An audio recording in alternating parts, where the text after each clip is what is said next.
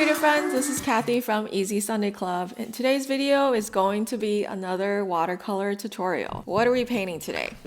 We are going to paint this fall themed forest scene with a mountain in the back. It's inspired by my 5-year stint in Portland, so I hope you guys will enjoy. I put this in the frame already because I don't know, I like how it looks when it's matted in the square frame. If you like this tutorial, please hit the thumb up button and subscribe to my channel if you haven't already. I started to do more of these watercolor tutorials, so if you have any suggestions or requests, let me know. And I'm also trying out like a voiceover tutorial for this one, so let me know what you think. I'm kind of still deciding between voiceover versus explaining what I'm doing as I'm painting, so thanks for watching. So as you can see, I already have a pencil sketch down ready to go. It's very light and rough. I usually do pencil sketches just to get the general composition down. In this case, I wanted to keep in mind that the sky is going to take up half of the space because I like the drama that it provides with having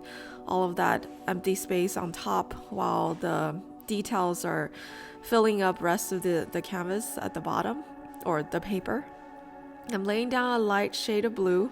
I'm not too obsessed with what shades of blue to use and where exactly I'm laying down the second layer. You can see I've already putting down like second layer while the base layer is still wet, because when it dries it's going to create that subtle like cloud effect, right, where it's not completely flat when it dries, and it will get lighter when it dries. Now that I've already moved on to the ground, you see that I picked a section of the paper that doesn't touch the first layer because while I'm waiting for the sky to dry, I wanted to stay productive and work on another part of the painting. Yeah, and in this beginning stage, I'm not really filling in any details, right? I'm laying down the foundation, the base layer. A lot of times it's gonna get completely covered later, or at least most of it, and I'm using kind of like olive green with a splash of brown. Also, this demo is playing in 2x the normal speed, so obviously I'm not painting as fast as I would here.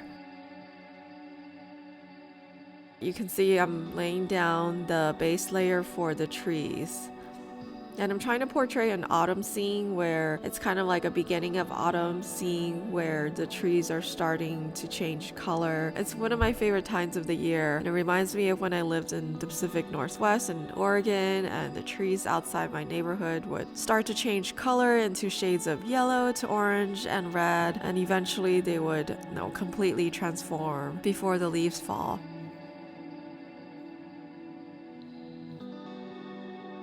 So you can see I'm switching up the colors quite a bit to show the organic transformation of the trees. So even in some trees, parts of the tree is still orange while others are still green, and there's little parts of yellow too.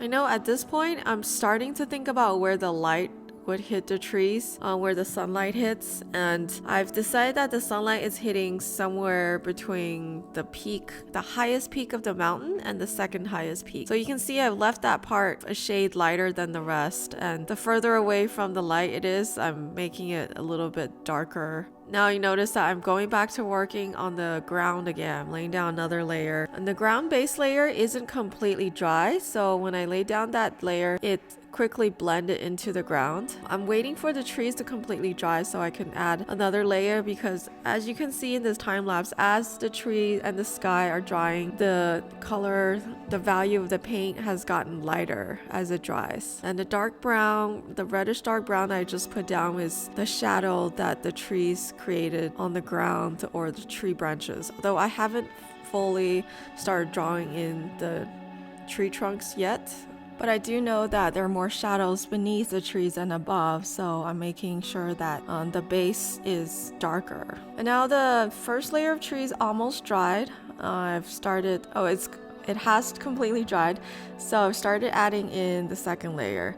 And this entire time I'm not doing any cuts to the video, it's just filming continuously, so it does take some strategic planning to know that which part you're working on while you're waiting for each layer to dry. It's completely optional, right? I'm just trying to maximize my time at the table here, but you can walk away, wait for a layer to dry, and then come back and work on the next one. But it just works for me to do the sky first, the ground next, and the tree third. And as you'll see later, I'll start working on the mountains as well. But right now it's not a good time because the trees are still wet, and I wanted to start adding in the dimensions of the trees. So as I'm adding the second layer of the tree, you can see that these trees are starting to take shape, right? And they're kind of like comfortably nudged against each other because I'm trying to portray like a forest from a distance. And I am again switching between shades of green, dark green, to an orange, to a yellowish green, just an entire spectrum between green to red, or like an orangish red. I think these trees are called aspens, I'm not sure. The ones that change color and eventually the leaves fall off by winter. So you notice the third of the way from the left, I've skipped a couple of trees. That's where I want the light to hit. I'm gonna go back and add in more details. Obviously, I'm not gonna leave it there as is, but I think I skipped it as a reminder to myself that this is where the sunlight hits, so it's going to be a little lighter.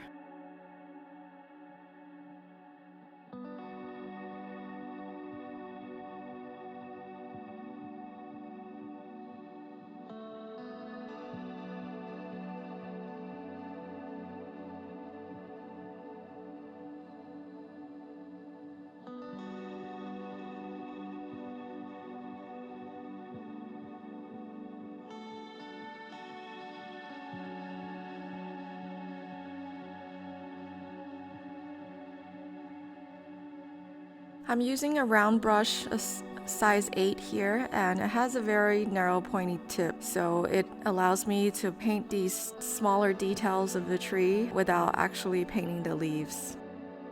And loose watercolor does take a lot of practice to gain confidence, to know that what you're putting down on paper is what you're seeing, what you're imagining in your head. And it doesn't always come out exactly how I want. This is the second time I'm painting this scene. And each time you learn more about controlling or planning the values of your subject, how different colors work well or not well together, and like I said earlier, planning, which section to work on next. I didn't plan out exactly which trees are going to be yellow, which trees are going to be orange or green. Just switching it up as I go.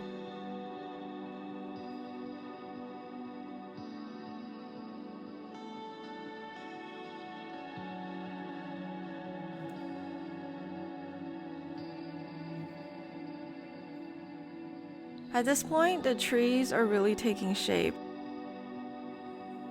I'm putting down the fourth layer by now. I'm just looking for places where it's completely dried and adding more details. I just took a palette knife and started scratching the paint at the bottom to create the first layer of the tree trunk. It might be hard to see in the video, but while the paint is still damp, you want to wait for it to be damp, not dry or not wet, and start scratching. That's one of the techniques for removing paint from a wet area. I just added more value on the ground, and I've decided that, hey, I'm gonna let it sit before I make the first move, but I've started painting the mountain. So the mountain is in a light gray, using wet on dry here. I'm just laying down a gray layer, nothing special here. So you can see why I decided to paint the trees first, because imagine if I started painting the mountains first, then it would be hard to paint trees in front of it. That's the tricky thing about watercolors. You can't paint on top of paint because of the translucence of the paint quality of watercolor. You have to paint around the trees.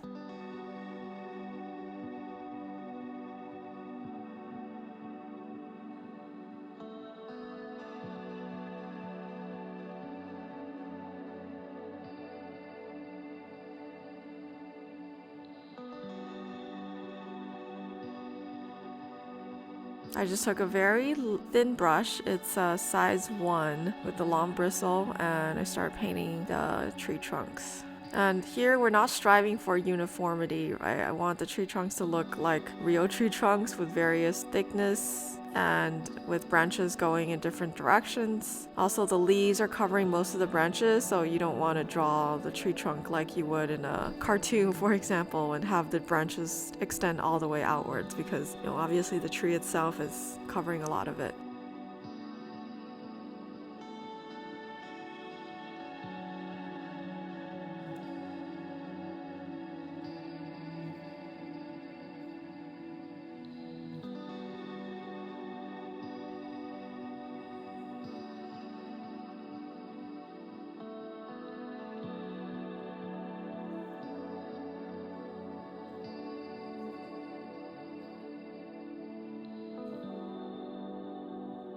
Now I'm taking the same brush and making the base of the tree trunks a little thicker on some trees. And I'm just adding another layer in the shadows to add more dimension. Remember, the base layer of the brown and the shadows, it was applied when the paper was wet. So there's a lot of blending in the first layer. After it's completely dried, I can add another layer to it to add some contrast. And at this point, I'm just using my intuition and checking on each tree to see where I can add a little more dimension, a little more texture. And I think the first time I painted this, here is where I've realized that I've, either overworked the painting or it didn't turn out quite like I wanted and I didn't want to keep going anymore. And that's also more of a case by case gut feeling. Every painting is gonna go through an awkward stage where it looks really flat or just not attractive, and sometimes you have to push through it. Other times you just feel like it's beyond the point of saving. So it's totally okay to quit and start over. You can take the lessons you have from this attempt and apply to the next one and do better. And it's a delicate balance between knowing when to keep going and when to stop, or even in loose watercolor painting, because loose can quickly turn into too detailed. Don't step back and look at the whole picture.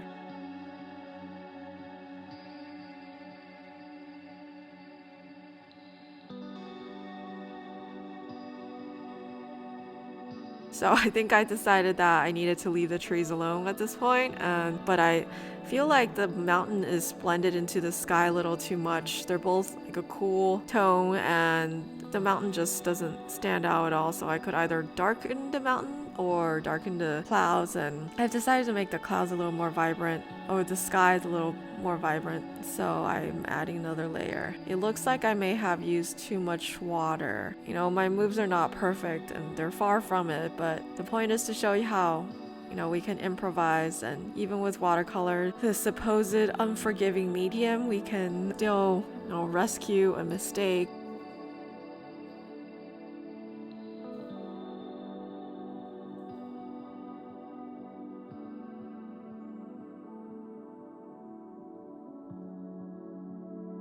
I wanted to add a little bit of sunlight on top.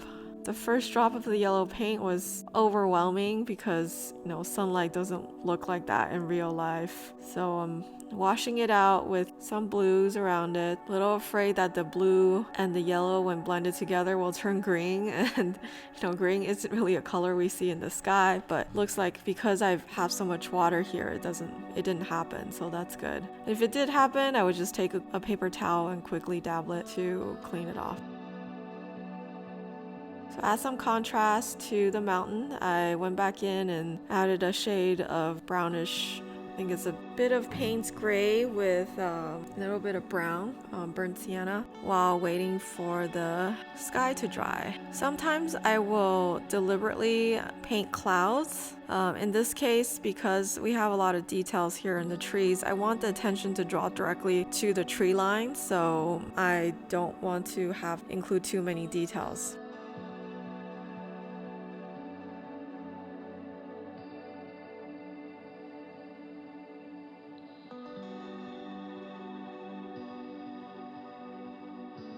I just added another layer of blue because decided that the sky needed to be more dramatic. So I believe I'm using intense blue here. You can see it looked pretty intense.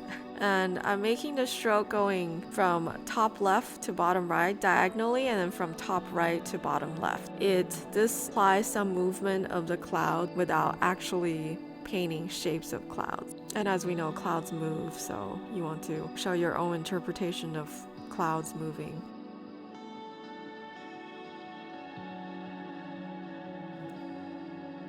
And taking the artboard and tilting it to the right more to let some of the water that's sitting in between the creases flow to the side, and then cleaning it off. I tend to use a lot of water when it comes to painting larger areas, and sometimes I use too much, I have to admit, but it's okay. Everything is an experiment. And even here, I'm just experimenting with adding little, thin strokes to the ground to imply, tiny like moguls or hills on the ground. I really don't have anything specific planned in my mind. I just wanted to put something down and see how it works out with the rest of the painting. I felt like the ground needed a little more dimensionality.